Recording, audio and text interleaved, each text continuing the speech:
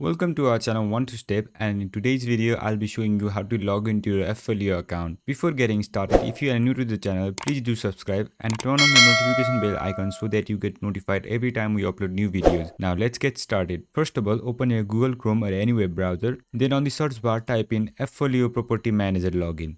Once you press enter, you will see these kind of results. From this, click on the first link.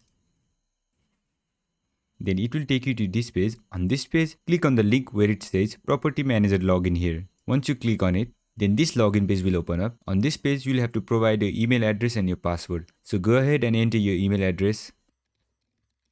After that, enter your password. And in case if you don't remember your password, you can click on this link to recover it.